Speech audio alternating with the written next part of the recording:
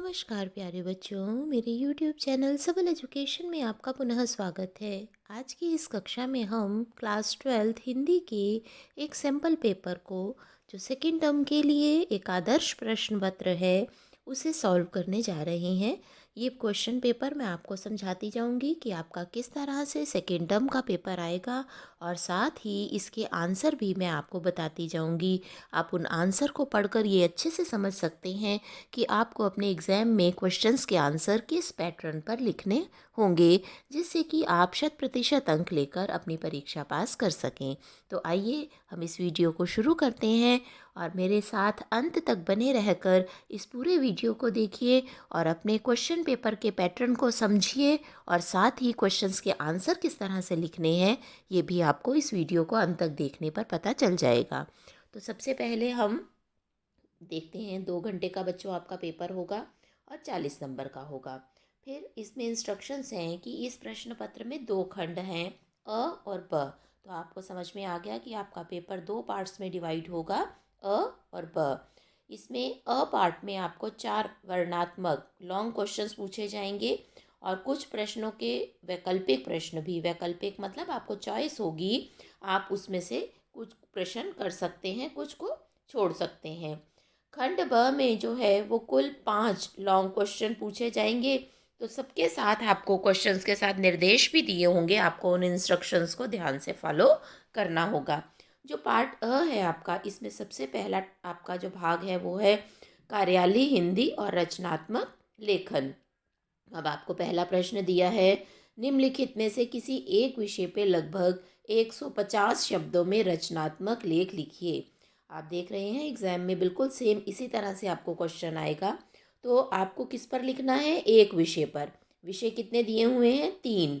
तो आपको चॉइस है कि आपको इन तीनों में से किसी एक टॉपिक पर 150 शब्दों में एक रचनात्मक क्रिएटिव राइटिंग करनी है। उसमें आपको अपने विचार या उस विषय के बारे में आप क्या जानते हैं वो आपको लिखना है। तो 3 विषय में से पहला विषय है क्या नहीं कर सकती नारी, दूसरा है गांव लौटते मजदूर, तीसरा है मैंने हारना नहीं सीखा। तो बच्चों, मैं आपको इनका उत्तर बताने जा रही हूँ कि किस तरह से आपको इन विषयों पर रचनात्मक लेख एग्जाम में लिखना है, कितना बड़ा लिखना है, और किस तरह से अपने विचार सुंदर ढंग से इनमें प्रस्तुत करने हैं। तो देखिए, पहला आप पढ़ते जाइए साथ साथ कि नारी जो है वो सब कुछ करने में समर्थ है, पुरुषों से किसी बात से भी कम नहीं है। वो सेना में भी प्रवेश कर सकती है, लड़ाकू वायुयान भी उड़ा सकती है, टैक्सी स्कूटर चला सकती है, वो सब वो काम कर सकती है जो एक पुरुष कर सकता है। तो आप इसको साथ साथ मेरे पढ़ते जाइए और इसको समझते जाइए।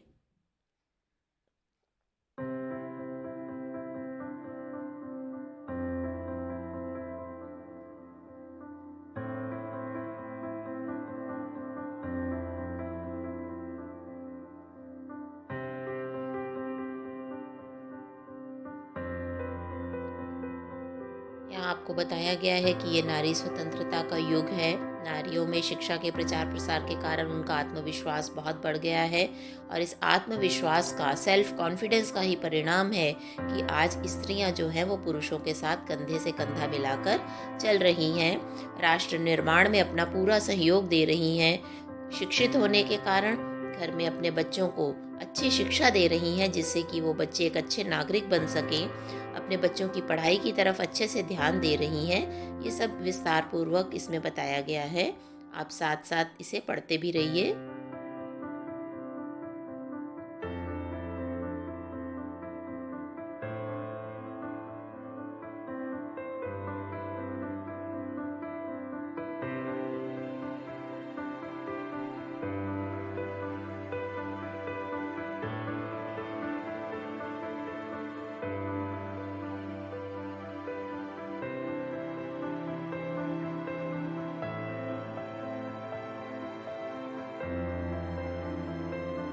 नेक्स्ट टॉपिक है गांव लौटते मजदूर। तो इसमें बताया गया है कि आजीविका की तलाश में लोग गांव छोड़कर अपने शहर जाते हैं। गांव में रोजगार नहीं मिलता, तो इसलिए उन्हें शहर की ओर रुख करना पड़ता है।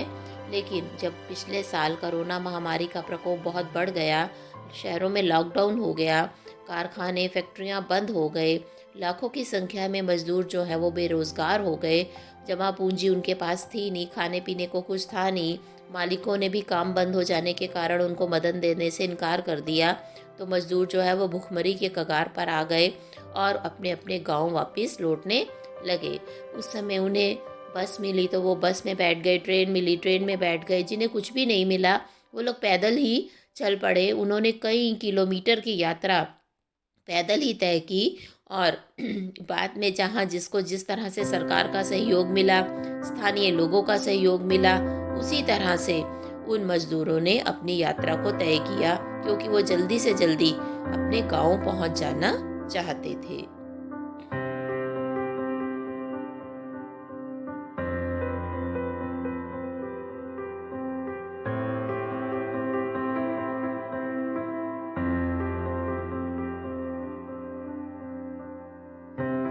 तीसरा टॉपिक है मैंने हारना नहीं सीखा। तो इसमें यही है कि आप मेहनत पर विश्वास करें, भाग्य के भरोसे ना रहें। जीवन में परेशानियां आती ही रहती हैं, लेकिन जो परिश्रमी व्यक्ति है वो भाग्य के सहारे नहीं रहता, हारता नहीं है।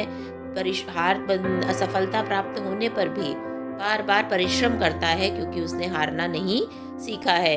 यहाँ संस्कृत का एक उदाहरण भी दिया गया है। उद्योगिनम पुरुषम सिंहोपेति लक्ष्मी देवेन दयमती का पुरुषः वदंती, कि जो उद्योगी परिश्रमी व्यक्ति होता है वो हमेशा ये सोचता है कि मैं परिश्रम करूंगा तो मुझे लक्ष्मी की प्राप्ति अवश्य ही होगी, और उसको होती भी है। धन प्राप्त होता भी है मेहनत से। भाग्य देगा ऐसे तो कायर पुरुष ही कहते हैं, वही भाग्य के भरोसे बैठे रहते हैं। तो इसलिए हमें भाग्य के भरोसे ना रहकर जिंदगी में हार नहीं माननी चाहिए। परिश्रम व्यक्ति ही कठिन से कठिन समस्याओं का समाधान भी ढूंढ लेता है। तो परिश्रम के महत्व को इन पंक्तियों में आपने बताना है।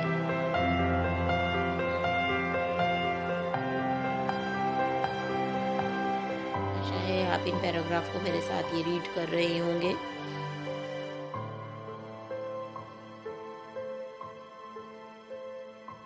उदाहरण दिए गए हैं यहाँ पर कि बिना परिश्रम के तो सामने रखी गई रोटी से भी ग्रास बनकर मुंह में नहीं जाता है। उसके लिए भी हमें अपने हाथ चलाने पड़ते हैं, रोटी को तोड़ना पड़ता है, मुंह को चबाना पड़ता है रोटी को मुंह में डालकर, और तभी वो हमारे पेट में जाता है और हमारा पेट भरता है।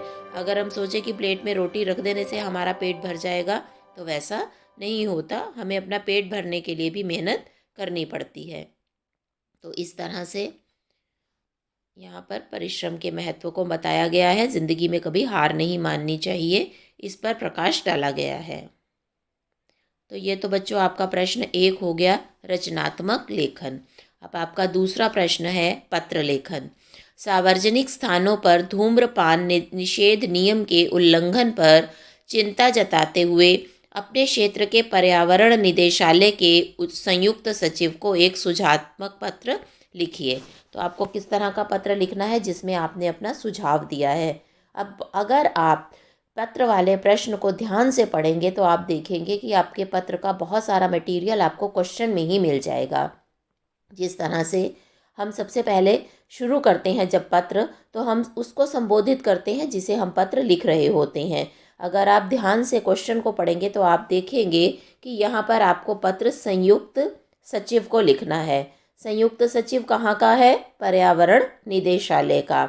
और वो पर्यावरण निदेशालय कौन सी सरकार का है? दिल्ली सरकार का। दिल्ली सरकार का पता लिख देंगे, पुराना सचिवालय दिल्ली। ठीक है, उसके बाद आप विषय पे आ जाएंगे। फिर क्वेश्चन को पढ़िए। विषय क्या है? सार्वजनिक स्थानों पर धूम्रपान निषेध नियम के उल्लंघन पर चिंता जताते हुए। तो विषय हो गया सार्वजनिक स्थानों पर धूम्रपान लोग जो करते हैं उस नियम का उल्लंघन पे आप अपनी चिंता व्यक्त कर रहे हैं। पूरा पत्र आप लिखेंगे तो आप संयुक्त सचिव को संबोधित कर रहे हैं। महोदय, मैं इस पत्र के माध्यम से आपका ध्यान सार्वजनिक स्थानों पर धूम्रपान कहते हैं बेटा सिगरेट पीना, बीड़ी पीना, जो जिसमें धूम्र मतलब धुएं का पान करना। तो स्थानों पर धूम्रपान निषेध मतलब मना है।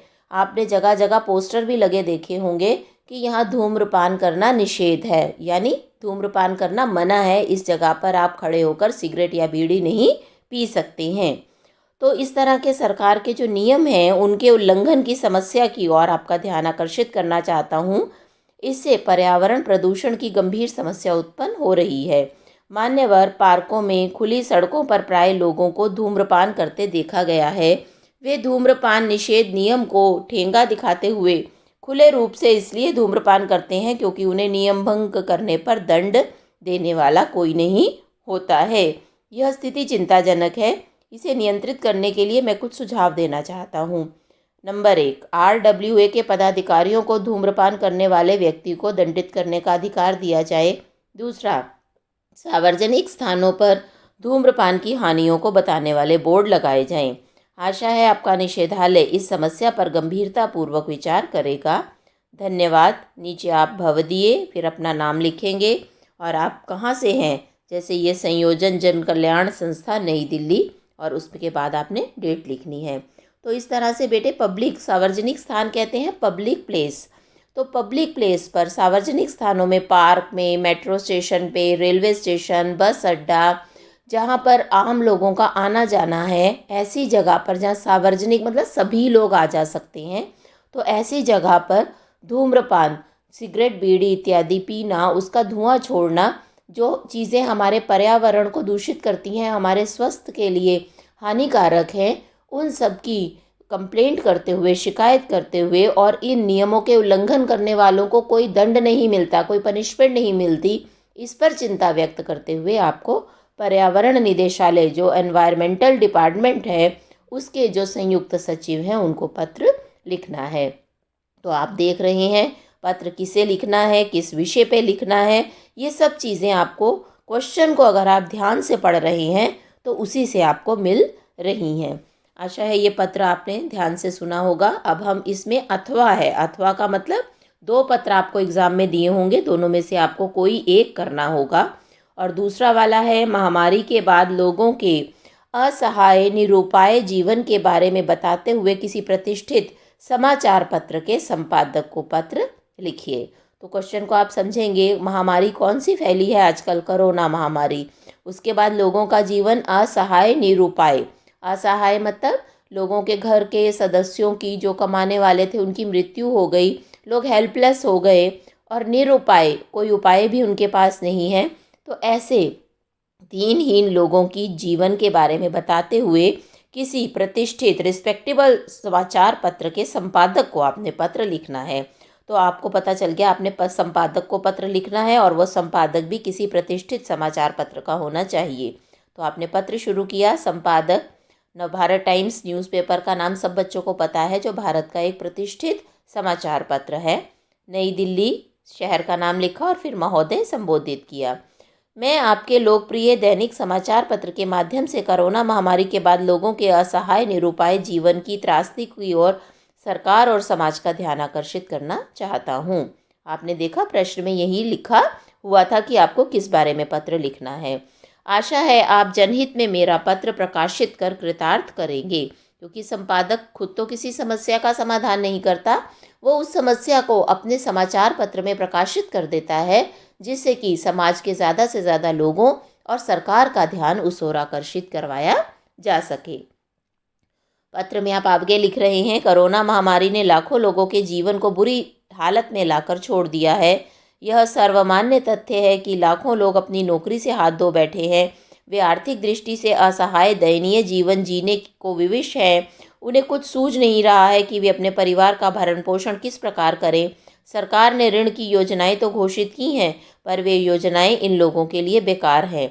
इनको तुरंत आर्थिक मदद की आवश्यकता है। इन्हें अपने रोजगार पर लौटने की नितांत आवश्यकता है। इन्हें आर्थिक संकट से उबारना ही होगा।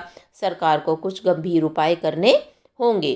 तो उनके दयनीय जीवन के बारे में, उनकी परेशानियों के बारे में इस पत्र में आपने बताया है।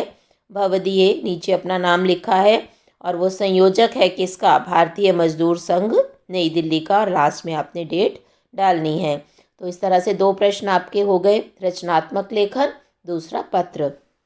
प्रश्न 3 है, ये आपकी अभिव्यक्ति और माध्यम विषय से संबंधित आपके प्रश्न अब शुरू हो गए हैं। निम्नलिखित प्रश्नों के उत्तर लगभग 40-50 शब्दों में दीजिए। पहला प्रश्न है, कहानी और नाटक में क्या समानताएं हैं। तो कहानी लिखने की कला ये वीडियो भी मैं डाल चुकी हूँ, और नाटक लिखने का व्याकरण ये वीडियो भी मैं डाल चुकी हूँ, आप उन्हें देख सकते हैं। तो समानताएं क्या हैं? नंबर 1 नाटकीयता, यहाँ 3 समानताएं बताई हैं। दूसरा है चरित्र चित्रण, तीसरा है प्रगटीकरण और व्याख्या। तो आप यहाँ देख रहे हैं अथवा दिया हुआ है, मतलब 2 प्रश्न आपको दिए हैं, दोनों में से एक करना है। पहला प्रश्न था कहानी और नाटक में क्या समानताएं होती हैं, और दूसरा प्रश्न है कहानी से आप क्या समझते हैं। तो कहानी हमारे जीवन से अभिन्न रिश्ता है। प्रत्येक व्यक्ति कहानी सुनना या सुनाना पसंद करता है। प्रत्येक व्यक्ति अपने अनुभवों को दूसरों से बांटता है और दूसरों की बातें सुनना चाहता है। इसलिए कहा जा सकता कि हर आदमी में कहानी कहने या लिखने का मूल भाव निहित रहता है। अब इसमें आप बताएंगे कि कहानी क्या है, ये कैसी विधा है, इसके बारे में आप पूरा स्पष्ट करेंगे। अगला प्रश्न है कहानी और नाटक में क्या अंतर है? कोई 2 अंतर स्पष्ट कीजिए। तो आपको बताना है कहानी किसे कहते हैं, नाटक किसे कहते हैं, और दोनों में 2 अंतर कौन कौन से हैं। कहानी जो है वो पढ़ी लिखी सुनी जाती है, नाटक को हम देख भी सकते हैं। ये 2 नंबर का प्रश्न है बच्चों, और जो पहला वाला प्रश्न आपका था वो 3 नंबर का था। समझ में आ गया ना? यहाँ पहले में 2 प्रश्न थे, एक का उत्तर लिखना था। ख में भी आपको 2 प्रश्न मिलेंगे, पहला है कहानी और नाटक में अंतर, और दूसरा है यहाँ पर प्रश्न चॉइस दी गई है अथवा करके, कहानी के चरमोत्कर्ष, चरमोत्कर्ष मतलब क्लाइमेक्स के समय कहानीकार को किन बातों का ध्यान रखना चाहिए। तो बच्चों उस समय कहानीकार को कथानक के अनुसार कहानी धीरे धीरे चरमोत्कर्ष की ओर बढ़ती है, अतः कहानी के चरमोत्कर्ष का चित्रण बहुत सावधानी पूर्वक करना चाहिए, क्योंकि भावों या पात्रों की अतिरिक्त अभिव्यक्ति चरम उत्कर्ष के प्रभाव को कम कर देती है। कहानीकार की प्रतिबद्धता या उद्देश्य की पूर्ति के प्रति अतिरिक्त आग्रह कहानी को भाषण में बदल सकता है। इसका सबसे अच्छा तरीका यही है कि चरमोत्कर्ष पाठक को स्वयं सोचने और लेखकीय पक्षधर की ओर आने के लिए प्रेरित करें, लेकिन पाठक को यह लगना भी चाहिए कि उसे स्वतंत्रता दी गई है और उसने जो निर्णय लिए हैं वे उसके अपने हैं। तो इस तरह से कहानी का जो क्लाइमेक्स है उसके लिए कहानीकार को पाठकों के ऊपर कुछ भी थोपना नहीं चाहिए, पाठकों को उस चरमोत्कर्ष को स्वयं अनुभव करने देना चाहिए। प्रश्न 4 3 नंबर का है, ये आपका समाचार लेखन पर है कि उल्टा पिरामिड शैली से क्या अभिप्राय है। तो बच्चों आपको पता है समाचार लेखन में उल्टा पिरामिड शैली क्या होती है, जिसमें सबसे पहले मुखड़ा होता है, उसके बाद बॉडी होती है और अंत में समापन होता है। यह समाचार लेखन का मूल तत्व है, इसी शैली में समाचार लिखे जाते हैं। यहाँ भी बच्चों आपको चॉइस मिलेगी, अथवा करके बताया गया है। विशेष लेखन किसे कहते हैं? समाचार पत्रों में विशेष लेखन की भूमिका स्पष्ट कीजिए। तो इस तरह से आप देख रहे हैं हर प्रश्न में आपको चॉइस मिल रही है, 2 क्वेश्चन दिए जा रहे हैं और उन दोनों में से आपको एक प्रश्न का उत्तर लिखना है।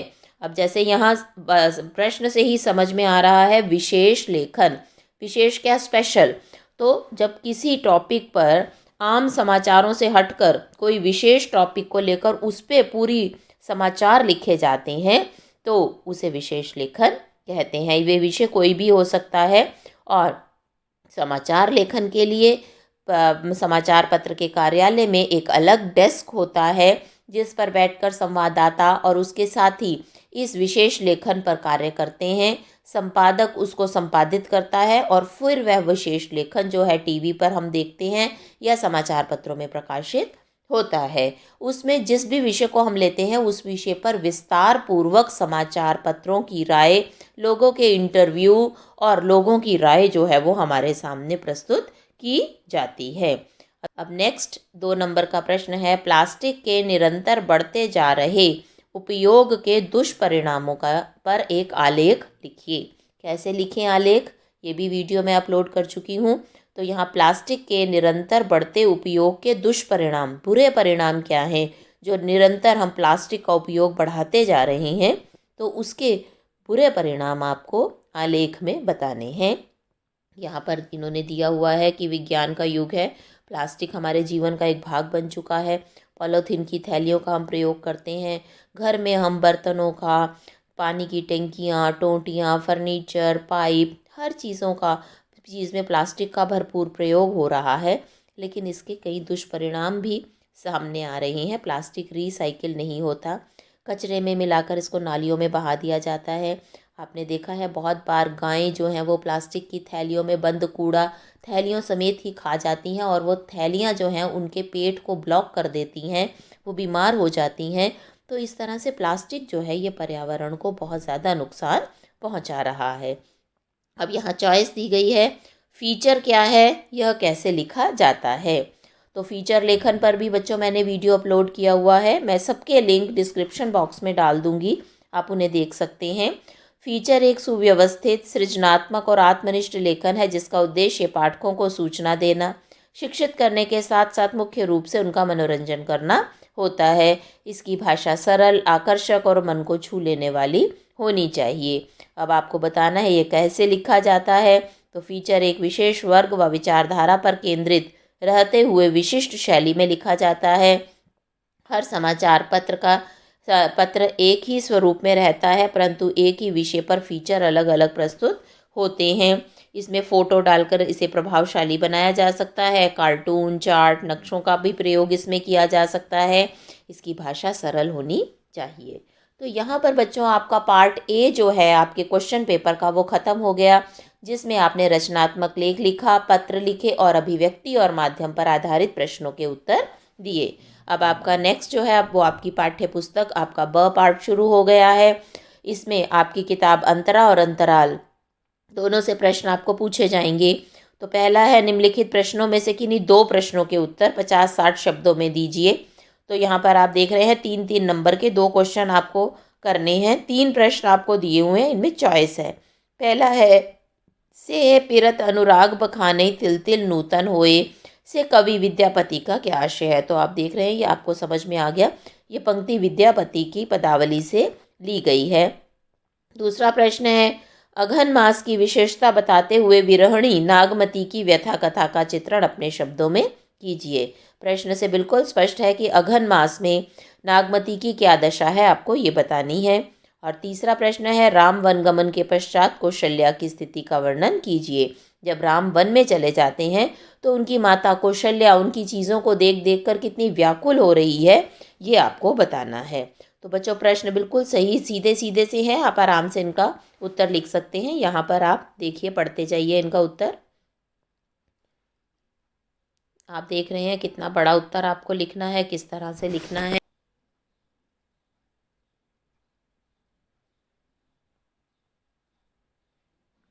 इसके बाद 2 नंबर का एक प्रश्न आपसे और आपकी कविताओं से संबंधित पूछा जा रहा है।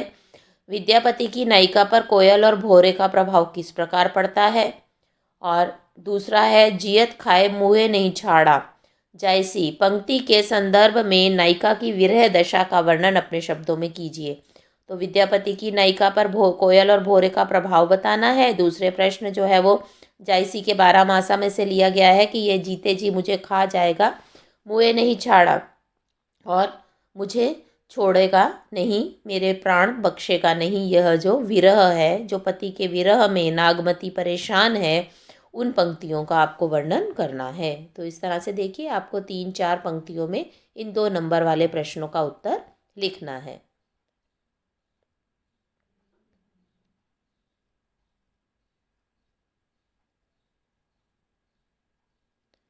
अब आगे गद्य खंड के आपके प्रश्न हैं। निम्नलिखित प्रश्नों में से किन्हीं 2 प्रश्नों के उत्तर लगभग 50-60 शब्दों में दीजिए।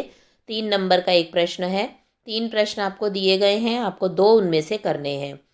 तो पहला प्रश्न है, मनसा देवी जाने के लिए केबल कार में बैठे हुए संभव के मन में जो कल्पनाएं उठ रही थी उनका वर्णन कीजिए। देवदास पाठ से ये लिया गया है। तो संभव के मन में कौन कौन सी कल्पनाएं आ रही थी मनसा देवी जाते हुए, उनका वर्णन आपने करना है। दूसरा है, अमझर से आप क्या समझते हैं। अमझर गांव में इतना सूनापन क्यों है, जहां कोई वापसी नहीं, पाठ के आधार पर बताइए। जहां कोई वापसी नहीं, पाठ के आधार पर आपको अमझर गांव के बारे में बताना है। तीसरा है, गंगा पुत्र के लिए गंगा मैया ही जीविका और जीवन है, कैसे। दूसरा देवदास पाठ के आधार पर बताइए। तो देखो आपको लेखिका ने बताया ही था पाठ में कि जो गंगा से गंगा पुत्र वो हैं जो गंगा में दोने पूजा के बहा दिए जाते हैं, उनसे पैसे जो उठा लेते हैं और उन्हीं पैसों से उनकी जीविका चलती है, इसीलिए उन्हें गंगा पुत्र कहा जाता है और गंगा मैया ही उनके जीवन को चलाने वाली है। तो कितना बड़ा उत्तर आपने लिखना है, किस तरह से लिखना है, आप यहाँ पर देखकर अच्छे से समझ सकते हैं, इसको पढ़ भी सकते हैं।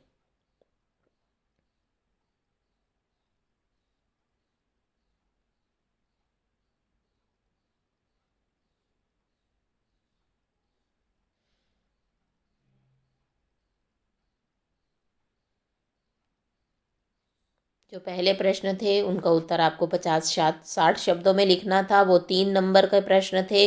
अब यहाँ 2 प्रश्न आपको गद्य खंड से ही अंतरा के दिए गए हैं, जो सिर्फ 2 नंबर का प्रश्न है और 30-40 शब्दों में आपको उसका उत्तर लिखना है।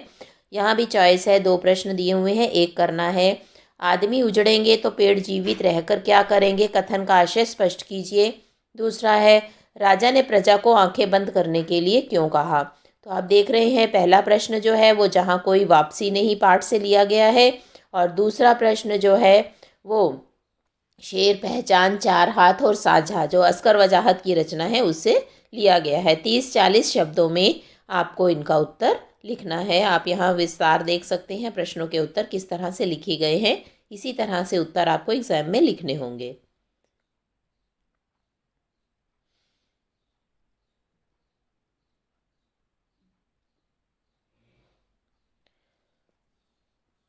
आगे आपको 3 प्रश्न दिए गए हैं, ये आपकी अंतराल पुस्तक का भाग है।